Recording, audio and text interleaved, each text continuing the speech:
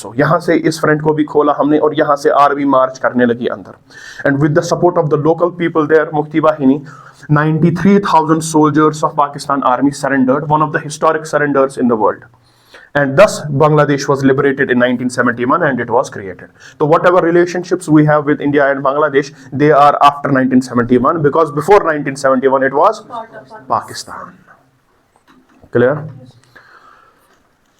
तो यहाँ पे क्या हुआ अब? Obviously India was instrumental in liberating what? Bangladesh. India was also one of the first country to recognize Bangladesh even before its independence. हमने 10 दिन पहले ही इसको recognize किया था as a separate country. Am I clear?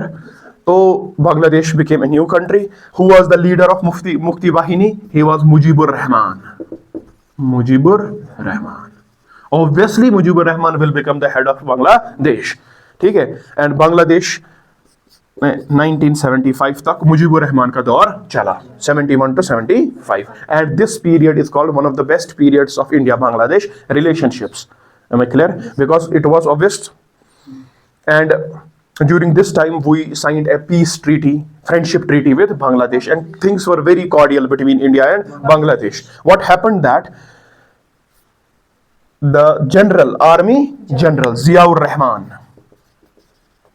एक है जियाउल हक, वो है पाकिस्तान का, वो उसकी बात नहीं कर रहा हूं, ठीक है, Ziaur Rahman, and another general Irshad, इसने इसको मारा, उसने उसको मारा। पॉइंट ये है कि democratic rule was gone in 1975 and what was established? Military rule.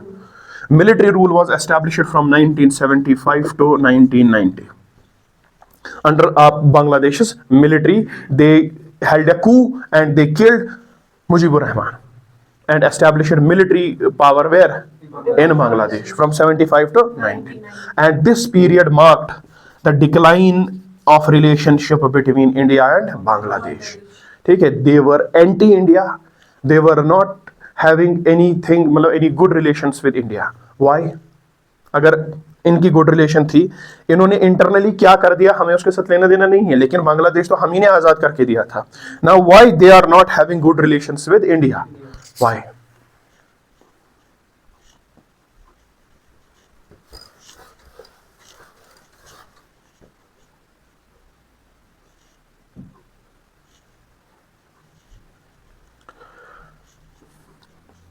When Bangladesh was created in 1971, overnight it did not create its own army. Overnight it did not create its own army. It was the same army of Bangladesh, Bangladeshi people who were in army in Pakistan. जो ही आज़ाद हुआ, यहाँ पे उनकी postings थी, वो यहाँ से वापस आ गए अपने मुल्क, और जो वहाँ थे वो वहीं थे। बात समझ में आ रही है? And they are the ones जिन्होंने हिंदुस्तान के साथ जंग हारी है। ठीक है, ये जो आर्मी बनी थी, ये कोई नई आर्मी नहीं बनी, 2 साल में आपने आर्मी को रिक्रूट किया, ये वही थी, पहले से मौजूद थी, जो पाकिस्तान की आर्मी थी। अब बांग्लादेशी जो थे वो बांग्लादेश से आकर, पाकिस्तान से आकर बांग्लादेश में आ गए। And they had huge resentment against India because India ने उनको हराया था 1971 के वॉर में। Their officials and everybody were having resentment against India. So this marked the phase of distance between India and Bangladesh. Furthermore, India was a democratic country. It was a military regime. तो कुछ खास हुआ नहीं। Pro-Pakistan, pro-China stand was shown by Bangladesh under this military rule. Am I clear? Ziaur Rahman created a party, Bangladesh Nationalist Party. Mujibur Rahman created a party, Awami League. Awami League. Mujibur Rahman जो ही आए 71 में, created a party Awami league. Ziaur Rahman 1987 में एक party बनाते हैं, ठीक है, that is called what?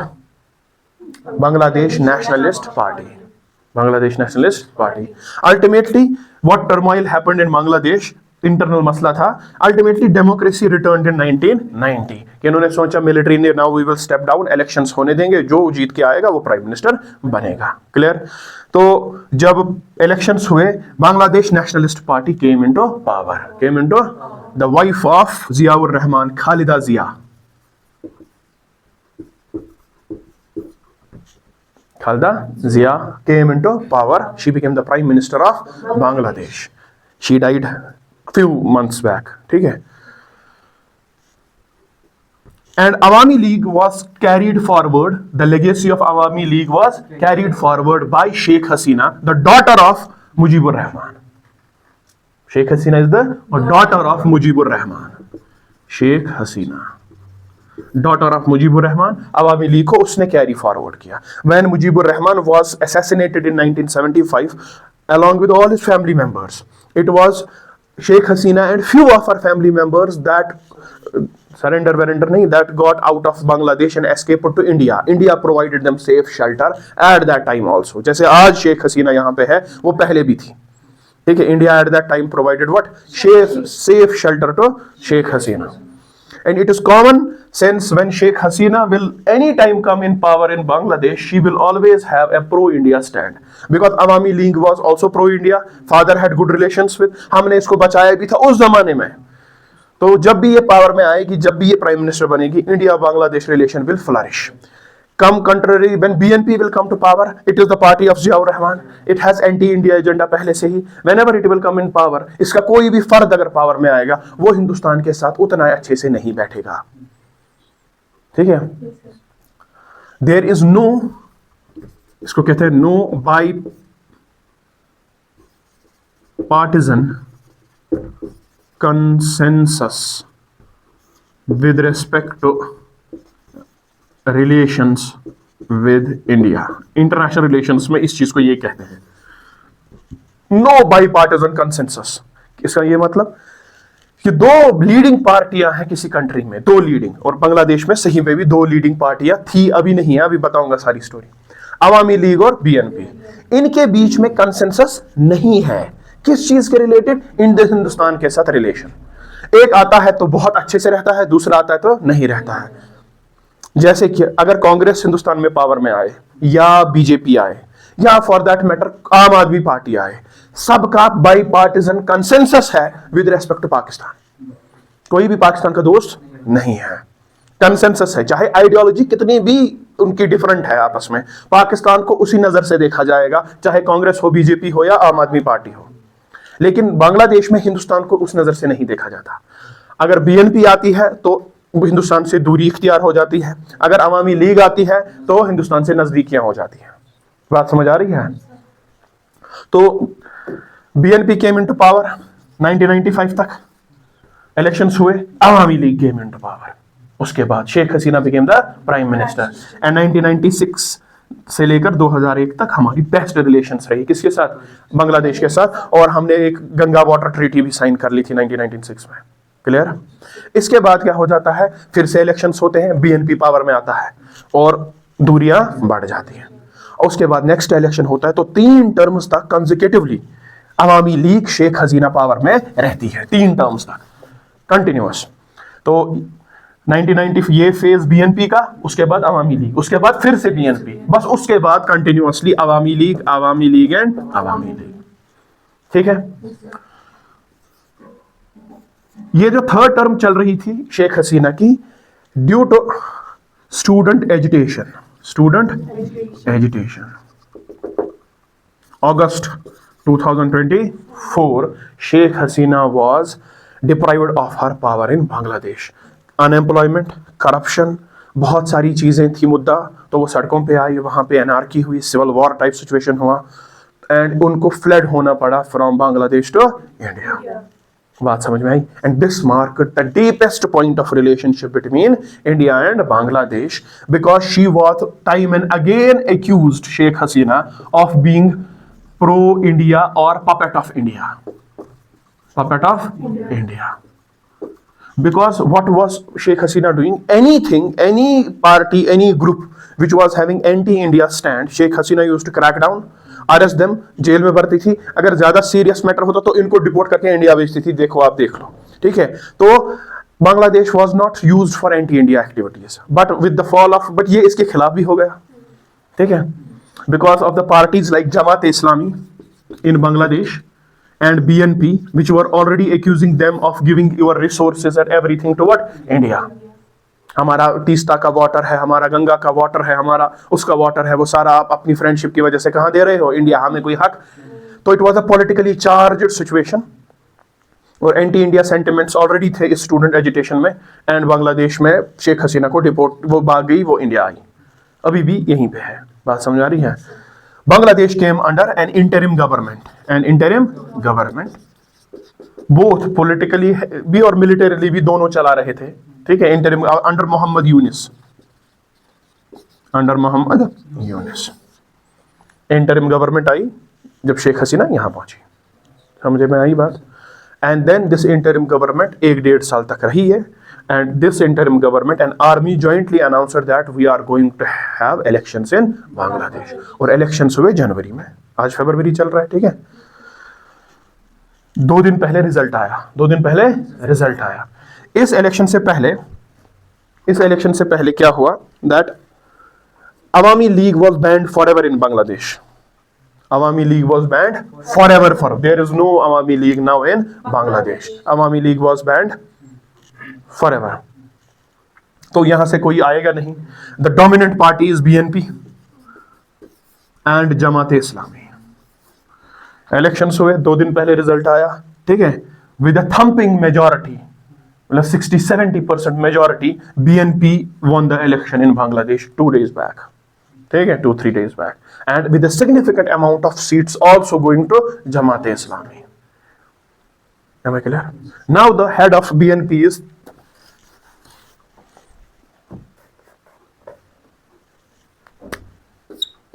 अभी का Tariq Rahman.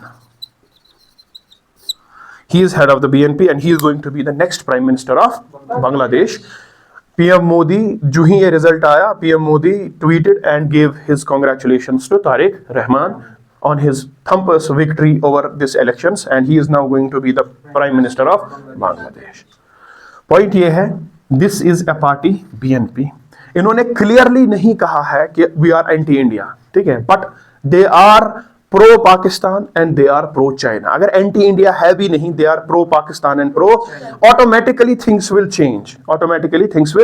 Plus Jamaat-e Islami having highest stakes now in Bangladesh, they can pressurize the government for repatriation of Sheikh Hasina from India or deportation of Sheikh Hasina from India to Bangladesh back, and this is a challenge for India. अब India ने अगर नहीं माना, ठीक है, तो मसला हो जाएगा बांग्लादेश के साथ बहुत खतरनाक। अगर मान लिया, उसमें भी कॉन्सिक्वेंसेस है, क्योंकि पार्टी चेंज होता रहता है, ठीक है, कहीं मिलिट्री रूल था, फिर कभी कुछ हो जाएगा। अवामी लीग कल को फिर से वहां पे पावर में आ सकती है। फॉर एग्जाम्पल, ये जो बंदा है, क्या बनने वाला है बांग्लादेश का? 17 साल से ये बांग्लादेश में से एग्जाइल था, 17 साल से, और जो 17 साल बांग्लादेश में नहीं रहा, एग्जाइल रहा, उसको अलाउ भी नहीं है बांग्लादेश आना, या खुद से नहीं आ रहा है बांग्लादेश, वो वहां का प्राइम मिनिस्टर बन रहा है, ठीक है। तो आप अवामी लीग के किसी भी लीडर को या उनकी पार्टी को अगर आप ऐसे हैंड ओवर करोगे, कल को कुछ और भी हो सकता है वहां, तो it has future implications. Am I clear? तो this is a very big challenge, the question of Sheikh Hasina. अब क्या होगा क्या नहीं होगा, but we are clear that they are pro China, pro Pakistan, BNP। लेकिन इनके इलेक्शन कैंपेन में, इनके बाकी चीजों में एंटी इंडिया कोई सेंटिमेंट नहीं था। Even if they are neutral, but things will eventually change under the influence of China and Pakistan, and we will lose a great ally that is called Bangladesh. क्योंकि एक और चीज है, the people of Bangladesh are anti-India people.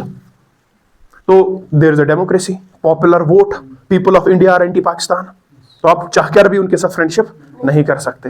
If people are of Bangladesh are anti India, आप चाहकर भी India के साथ रिलेशन नहीं कर सकते। क्योंकि जब ये स्टूडेंट एजुटेशन हुआ, इनका एक ये था Osama Hadi, student leader, he was shot dead in Bangladesh, and the students and the groups of, ये रिसेंट बात है कुछ महीने पहले, and the student organisations and all the leaders of Bangladesh accused raw India, ठीक है, raw of India of shooting him. India clearly give a stand कि हमारा इसमें कोई लेना देना नहीं है, बट वो नहीं मानते, भीड़ है, तो anti India protested started in Bangladesh, boycott. उसमें से माइनॉरिटीज जो वहां पे माइनॉरिटी है उन पे भी हमला हुआ, एंटी इंडिया स्लोगन्स हुए। तो पॉलिटिकली चार्ज्ड एटमॉस्फेयर है अभी बांग्लादेश के यूथ में अगेंस्ट इंडिया। तो government is unlikely to do something which is not favouring the masses. जब तक कि वो खुद से कोई चीज मतलब अपने आप में चेंज ना करे, ना समझे कि that we are friends for example. Plus जो ये वोटिंग हुई, इस वोटिंग के साथ एक रेफरेंडम भी हुआ। क्या हुआ? रेफरेंडम। इनको बैलेट बॉक्स दिया गया, इन्होंने वोट डाला किस पार्टी को डालना है। उसके साथ एक और स्लिप थी, एक और स्लिप थी। उस स्लिप में ये लिखा था, इन्होंने जुलाई में रिफॉर्म्स, जुलाई 2025 में बांग्लादेश में प्रपोज किए थे constitutional amendments and changes in the constitution of Bangladesh, कि हम ये करवाएंगे जब कोई डेमोक्रेटिकली इलेक्टेड गवर्नमेंट आएगी। लेकिन दिस इज लगभग 50% change in the constitution of Bangladesh. ये कोई छोटी बात। तो लोगों से ही पूछा गया, क्या आप रेडी हो कॉन्स्टिट्यूशन में ये सारी चेंज लाने के लिए कि नहीं? तो उन्होंने दो ठप्पे मारे बांग्लादेश में इस इलेक्शन में। एक तो किसको जिताना है वो अलग, और दूसरा ठप्पा था इस पे यस या नो का। 68% of the population in Bangladesh under this referendum said yes, we want these change in the constitution of Bangladesh. ठीक है, तो वो इनका इंटरनल मैटर है, क्या चेंज करनी है। ठीक है, प्रेसिडेंट को वाइड पावर्स दिए गए, प्राइम मिनिस्टर के थोड़े पावर कम किए गए। इंपीचमेंट ऑफ प्रेसिडेंट कैसा होगा उसमें change I. Lower by cameral legislature होगा, अपर हाउस होगा, लोअर हाउस होगा। लोअर हाउस में क्या मेजॉरिटी क्या नहीं होगी, इमरजेंसी कैसे होगी, लीडर ऑफ अपोजिशन वो भी साइन करना चाहिए, ना खाली प्राइम मिनिस्टर। बहुत चेंज आई है इसमें। वुमेन रिजर्वेशन आई है किसमें, आपके पार्लियामेंट में, वहां के पार्लियामेंट में वुमेन रिजर्वेशन, बाकी चीजें ये वो कॉन्स्टिट्यूशनल चेंजेस थी। सेक्युलर लिखा है कि सेक्युलरिज्म हम फॉलो करेंगे, किसी भी मजहब के तरीके से भेदभाव नहीं करेंगे। ये नई चीज है जो इस कॉन्स्टिट्यूशन में है। लेकिन रेफरेंडम ने हाँ कहा है। अभी ये चीजें हुई, करना ये तो वहां के पार्लियामेंट को है, उनको मिल गया कि हाँ कर लो, अभी नहीं हुआ। अब ये पार्लियामेंट मिलेगा वहां का, वहां 2/3 special majority in both the houses in, and this constitutional amendment will be applicable to Bangladesh, then there will be a constitutional change in Bangladesh. बात समझ में आ रही है? तो ये था अभी तक का सिनेरियो क्या हो रहा है बांग्लादेश में। And it had created, obviously it had created a gap between India and Pakistan relation. The people there are having anti India sentiments, the government there were पहले से ही pro China and pro Pakistan. But अगर अब लोग भी charged है anti India, they will follow अपने लोगों का मसला। ठीक है, we have issues with Bangladesh that were kept ऐसे ही कि फ्रेंड है, ठीक है, फ्रेंडली टर्म्स में कर लेंगे, कोई मसला नहीं है। बट अब वो इश्यूज उठेंगे, अब वो गड़े हुए मुर्दे उठेंगे, अब वो इश्यूज सॉल्व करने पड़ेंगे। बांग्लादेश और इंडिया के रिलेशंस इंटरनेशनल फोरम पे बहुत ज्यादा न्यूज में आएंगे। We have Ganga water sharing agreement जो 1996 में हुआ था, 2026 में ये खत्म हो जाएगा दिसंबर में this agreement will be over. कोई भी इनिशिएटिव ना वहां से है ना यहां से है कि हम इस पे बात स्टार्ट करें कि ओवर होने वाला है, कि क्या करना है, ये एक और मसला बन जाएगा। We have another issue, Teesta water dispute. Teesta is a river, उसका डिस्प्यूट है। ठीक है, फराका बैरेज वो वाला मसला देखेंगे हम सारे मसले। We have some border issues also. ये सारे इश्यूज शेख हसीना के टाइम पे भी थे। कुछ हमने पीसफुली सॉल्व किए, कुछ इंटरनेशनलाइज हुए। For example we have exchange of enclaves, polity में पढ़ा है एक्सचेंज ऑफ एनक्लेव्स। कुछ 100+ एनक्लेव्स हमने उनको दिए, उन्होंने हमें 51 एनक्लेव्स वापस दिए। बॉर्डर डिस्प्यूट था, हमारा कुछ एरिया उनको दे दिया हमने, और उन्होंने अपना एरिया हमें दे दिया।